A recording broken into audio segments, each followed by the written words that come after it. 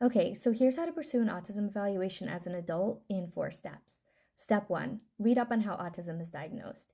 In the US, practitioners use the DSM as a guide when diagnosing autism. In many other countries, they use something called the ICD. You can find both online for free. Just make sure you're looking for the most current version, DSM-5-TR and ICD-11. If you're not sure you're autistic and you're trying to understand whether or not you'd be diagnosed, this is a really important place to start. There are a ton of other resources online as well, and the more you read, the better, but you really need to understand the diagnostic criteria if you plan on seeking a diagnosis. Step 2.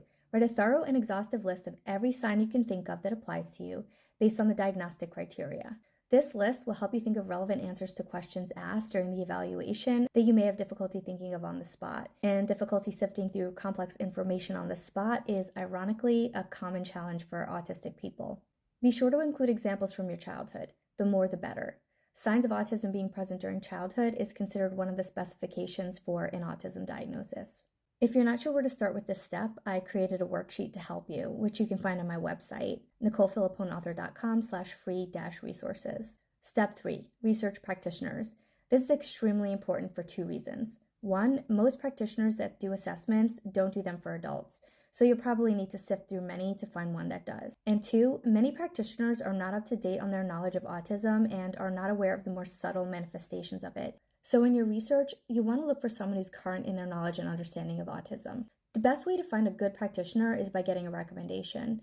But if you don't know anyone who can give you one, see if you can find information about practitioners on their website. If you can't, you'll need to call them. I know, autistic people hate making phone calls, but I have a resource to help you with this as well. Same page as my other resource. This one's called Preparing for Your Initial Phone Conversation with a Practitioner. Step 4. When you call a practitioner, be prepared to answer the question, why are you interested in pursuing an autism evaluation? This is the first question I was asked when pursuing my own evaluation. You'll also want to ask some questions about their process. If it's just one meeting or a conversation, that's a red flag. The practitioner should be evaluating you thoroughly by asking you detailed questions about your life, your childhood, your internal experiences, and also using other methods like questionnaires and screening tests to gather as much information as possible to use as references when making a final determination about your diagnosis. Before I end this video, I want to acknowledge that a formal diagnosis is not necessarily going to be best for everyone. Some people need to consider how a diagnosis might impact their job, citizenship, custody situation, and more. All that said, I know this was a lot, but I also realize that there's a whole lot more I could have covered. So if there's anything I didn't cover that you'd like me to, please let me know. And follow for more content about autism and other neurodivergent conditions.